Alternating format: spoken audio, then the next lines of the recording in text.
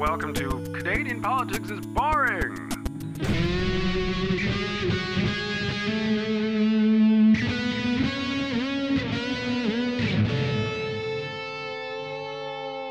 I brought snacks. Did you see the snacks? I did. I can't have it because I'm on keto, but I am planning on having a break from keto soon, maybe this weekend, and I'm very excited. I thought I could have a break, a cheat weekend once every 2 weeks. I don't think I can do that. It might be once every month. I don't know. Hi, welcome to Canadian Politics is Boring. My name's Bruce Waters, and with me is Jesse, who seems to like to talk about keto. Just a little bit. I don't know if you've noticed. Yeah. Hi, everyone. Hi, keto. Hi. Yeah, I lost 30 pounds in 3 months, which is kind of nuts. That's amazing. Yeah. It's like you have to combine intermittent fasting with keto, which is the healthiest way to do it. And Anyway,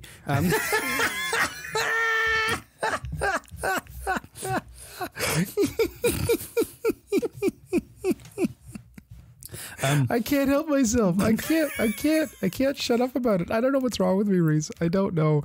I can't stop talking about it. It's You've a been weird, brainwashed. It's a weird obsession, man. Okay, it's a weird fucking obsession.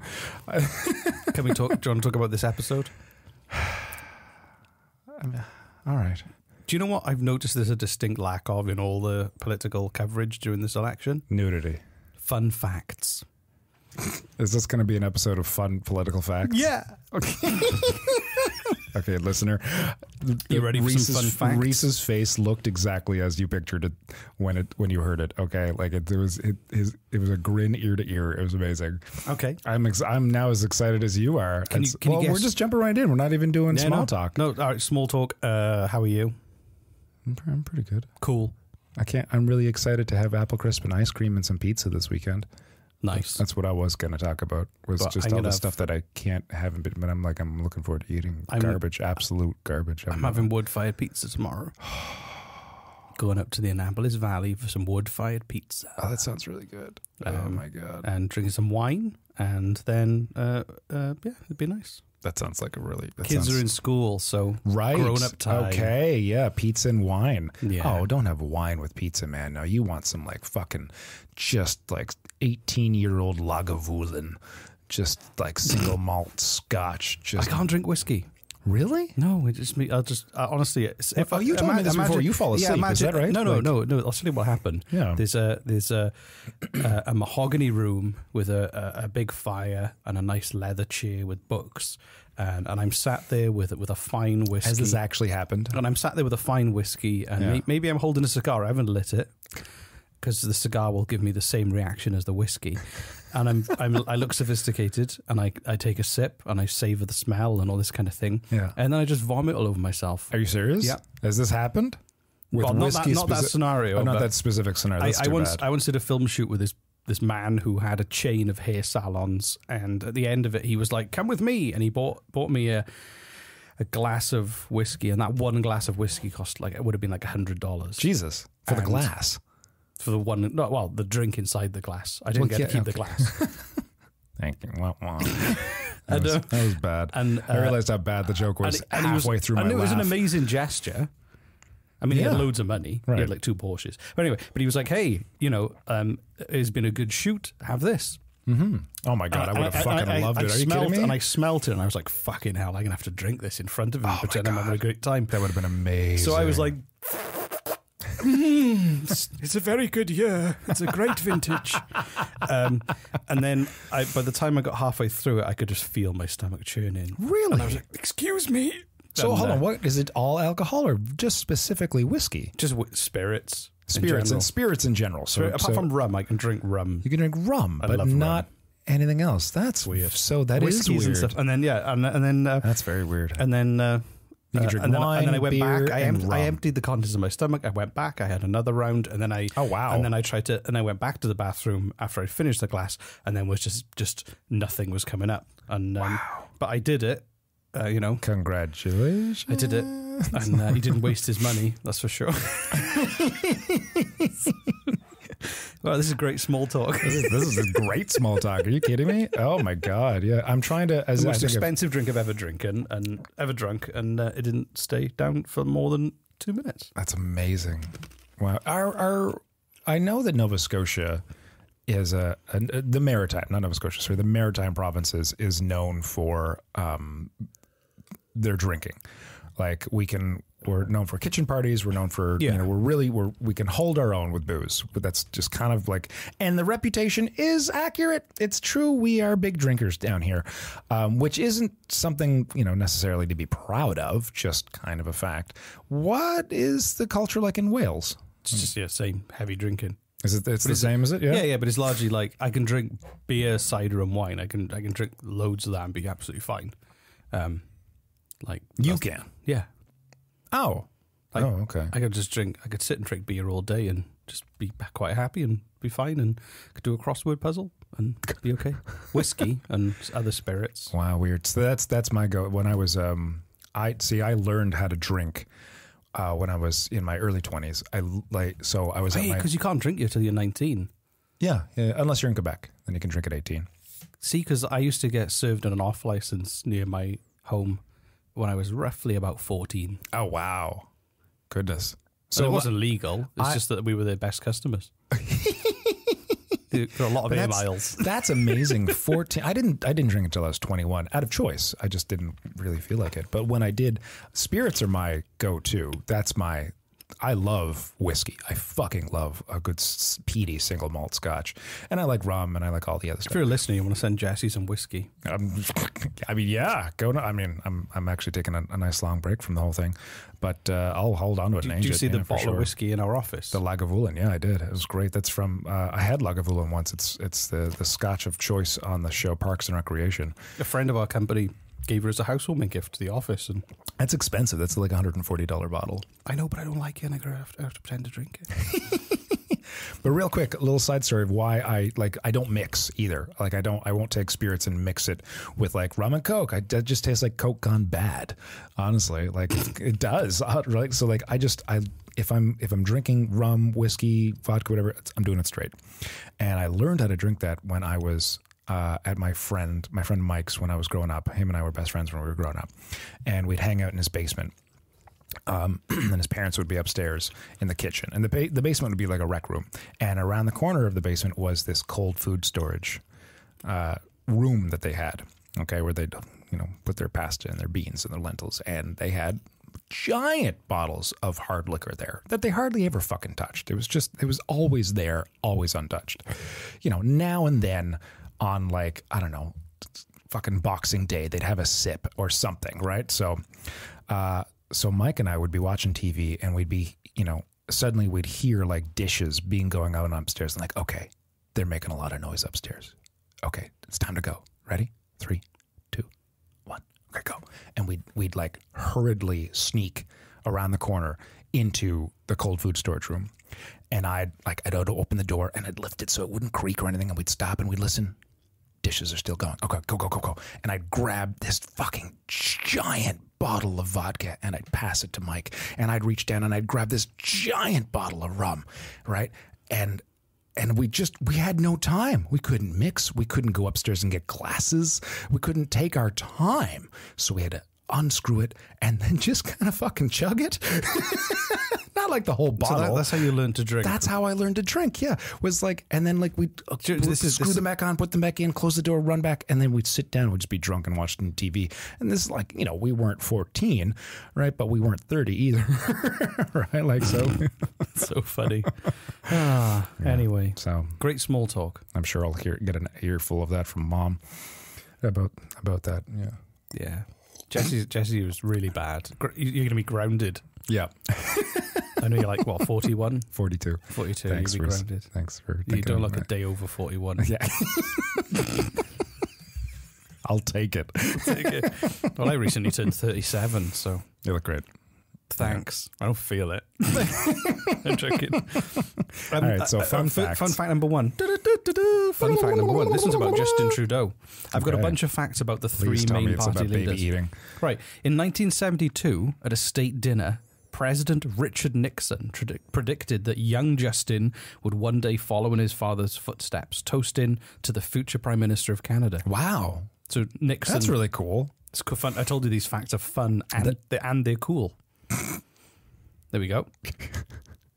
Fun fact. Yeah, that was actually pretty cool. I like that. Aaron O'Toole, Um, The Banana Bread King. when he was 13 years old, he saw Top Gun, and that's what made him want to join the military. He was Okay. his first opportunity was on the highway to the danger I zone. really have nothing to say. I have nothing to say about and that. I'll get one That was- about Jugmeat.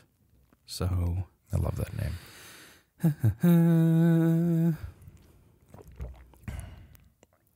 Still reminds me. Of, when Jugmeat was 1 year old, he was sent back to the Punjab in India to live with his grandparents because his mother and father were struggling to make ends meet and look after the baby. So it allowed them to focus on work while his dad could study for his medical certification, and then he was reunited with them once they were in a more stable situation. how long after that? Like how long was he It doesn't say. away from his parents for? And they moved to St. John's, Newfoundland. Really? Yeah, where his father was in university. Wow. I like Jugmeat. I just wish he'd stop at the attack ads, man. Like, honest to God. You keep saying that. Because it bugs me. I haven't seen any of them. but- Yeah, I've heard there's more.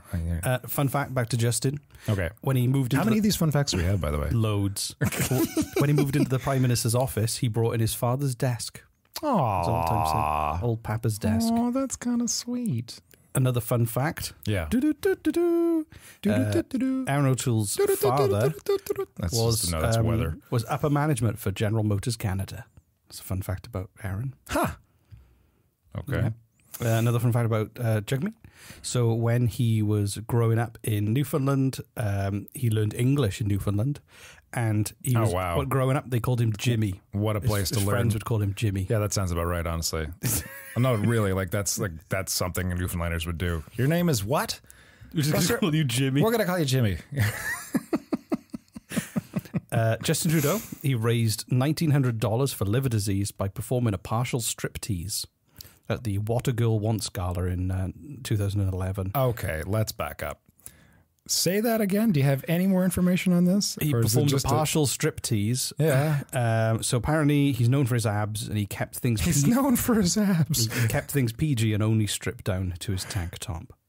I mean, tell me that wouldn't be a more effective campaign bus to like travel around to But different him with countries. his top off. Just a close up of his abs on the side of the bus. Like, come on, really though. If you've got them, flaunt them, man. Just Yeah. just a close up of his naked abs with the word economy next to it. Just like, you know. Aaron O'Toole. His facts aren't quite as interesting as the other two. That's He was once a surprising. lawyer for. He was once a lawyer, and he represented Procter and Gamble and Gillette. The best a man can get. Thank you for that. There No, we I was go. going to say, like, as a lawyer, that's pretty much as boring as you can get. Yeah.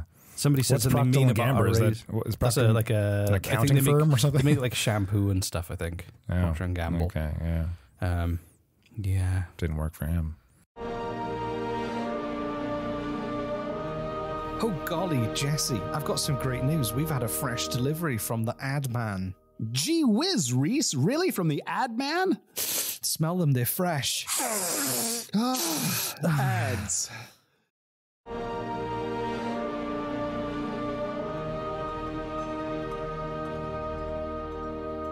Jugmeat's turn now. I'm always surprised at where you find this stuff. All of it. Everything you find. Wikipedia. He That's became, not true, is it? he became It's not just interest- entirely Wikipedia. You've said you've gone down rabbit holes before. Some rabbit holes, yeah. Literal rabbit holes. The rabbits have all the best books. He lost his first federal election, Who is this? Jugmeat, Okay. when he was standing as a candidate by just 539 votes. After that first one, I wanted to take a break. Losing is tough, especially when it's so close. It was Yeah, no kidding. It was really the party that gave me a lot of encouragement and the community. I got maybe 200, 300 phone calls of people saying, "Don't give up." Aw. Oh, that's we really go. sweet. When was that? That was sometime in the past.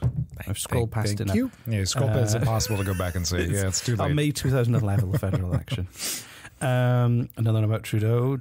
Matthew Perry, who was known for his role as Chandler Bing on Friends, admitted to Jimmy Kimmel that he attended the same grade school as Justin Trudeau and, No fucking way. and beat him up because he was jealous of Trudeau's athletic ability. Really? That's the story he told. Chandler Bing beat up Justin Trudeau. Because he was younger than him.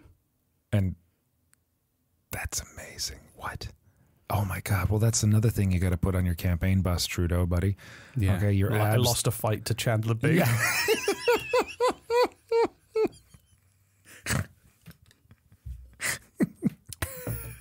Tell me that wouldn't be like, let's have a rematch, man. Like, Aaron O'Toole. if I win, you have to vote for me. Get Aaron O'Toole. Aaron O'Toole. Do you always sigh when you say his name? O'Toole. That's disconcerting, man. Oh, there we are. This is another one off the back of his Top Gun. He said, I walked into the recruitment center thinking I was going to be a maverick. And not only was I not a maverick, I was Goose. And All right. and it was an old antiquated helicopter. He said, but hey, you learn more from your setbacks than from your successes, he likes to say now. So he believed he was a maverick and life taught him he was a goose. So.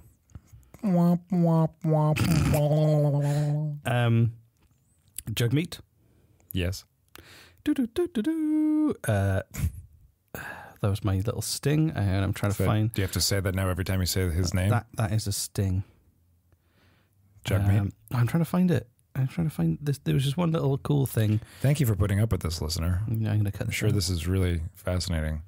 Would you like to hear some ASMR while researches on the fly? Okay. Oh, good. In February 2017, he featured in the American Man Style magazine GQ in an article headlined "A Chat with Jagmeet Singh, the incredibly well-dressed rising star in Canadian politics." And to be fair, he is pretty well-dressed most of the time. He's a well-dressed man. Yeah. Back up to Justin. Justin and Jagmeet are the easiest ones. In 2007, Trudeau starred in The Great War as Canadian General Talbot Papineau. What? He acted in a film. Called The Great War? Yeah. Really? Yeah, he played a general. What? I have to look this up. was a I bet drama- you- wasn't he a drama There's got to be a teacher? clip on YouTube. There has to be. Yeah. The Great War? Is that the name of the movie? Yeah. Okay. I'll look it up. Yeah. Yeah. Cool. 1985, during Aaron O'Toole's first posting in the military in Trenton, he took leave to volunteer on his father's campaign in the election. John O'Toole would See, now serve. these are getting, I mean, that's just a... Yeah. Again, I told you Aaron is pretty middle of the road. Yeah. Yeah. It's not a fun fact. It might be fun for Aaron. Yeah. He might think it's fun.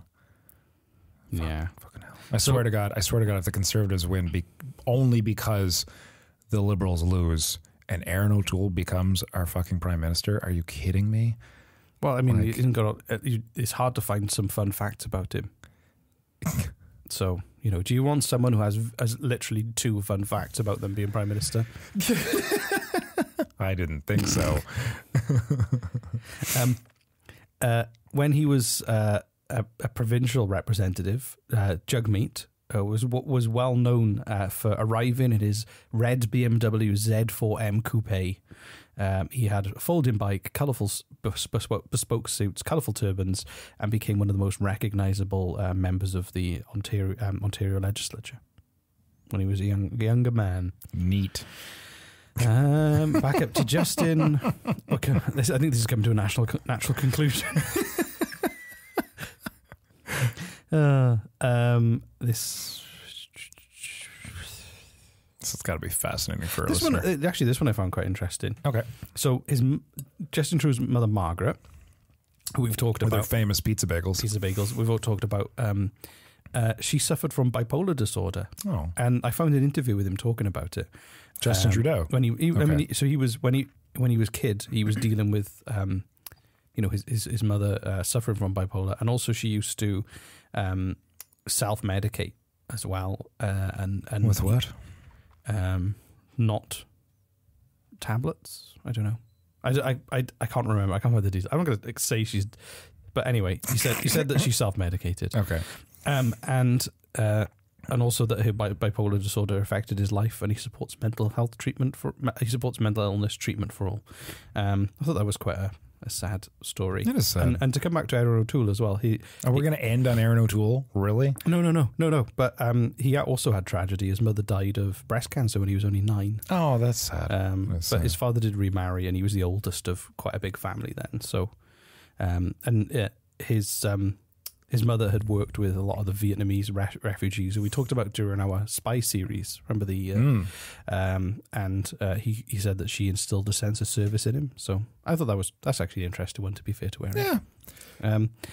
And then back to Jugmeat, who I thought I don't know if you saw this. Did you see him getting heckled by a woman?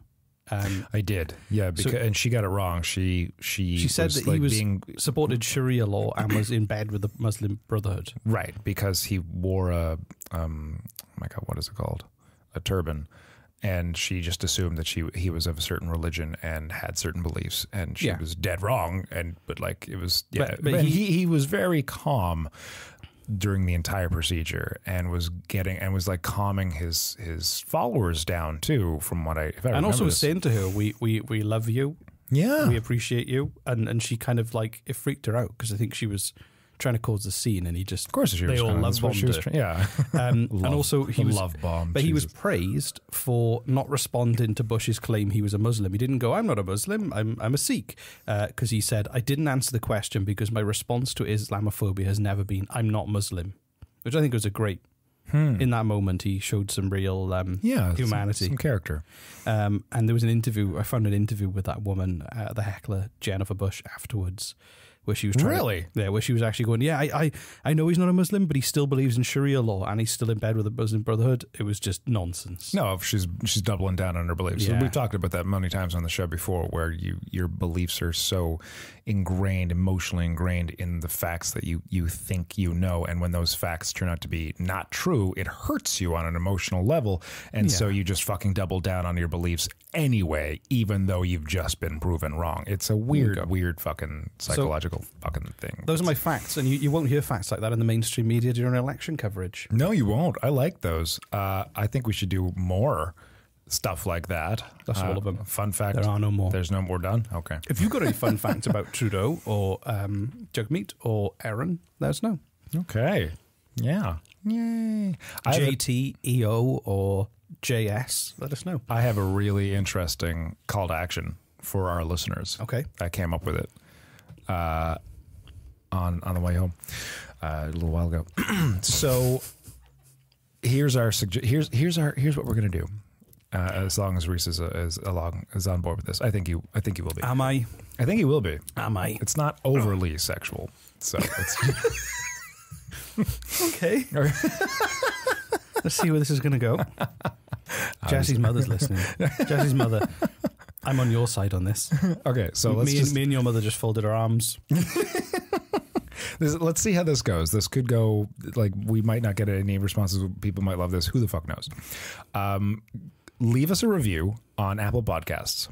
Okay. A funny review. Leave us a funny review on Apple Podcasts, then screenshot that review and email it to us at CanadianPoliticsIsBoring@gmail.com. That way we know whose review it is, because all reviews are pretty much anonymous and we don't know who's who's. So that's just how telling us who you are. And if you do that, Reese and I will give you and email you a personalized ringtone for your cell phone. Yeah. Almost. Okay. Yeah, we'll do a personalized ringtone to the username that posted the review. Or, you can say like, hey, my name is Bobby, and you can say that name instead of like Fartmaster64, which would be their username. Although that would be funnier. It would be. Say, yeah. So there you go. There's your call to action. Leave us a funny review on Apple Podcasts and we'll send you a personalized ringtone. Telling you to answer your fucking phone. Every time you just hear me and Jesse when it's time. That's all. And if you've already left a review, email us something nice to encourage us, and we'll do your ringtone anyway. Really? That's a lot of ringtones, man. We've had 300 and some reviews already. Like, that's a lot of fucking right. We should just do it from here at this point on. That's fine. Give us an email if you want a ringtone. Seriously? Yeah. Really? Yeah. Dude, that could take hours. Yeah. Hours and hours. Fine. You're good with, oh my God, what have I opened up here? Okay. All right. Okay. I'm telling you, like, all right. Okay. Ringtones for all. That's our election promise. Everybody gets a ringtone. It'll be nonsense, but you get one. It'll devolve after like 3 hours of doing ringtones. It'll devolve into like ringtone 67. Pick up. Okay, next. It's going to be along the lines of no one is calling you. No one is calling you. No one is calling you. Or this cell phone is a bomb. This cell phone is a bomb. You're gonna have to figure out, listener, how to install the ringtone. We don't know that shit. We're just giving you the audio. We're not going to offer you IT support. No, fuck that. Ask your grandson. Bye. Bye.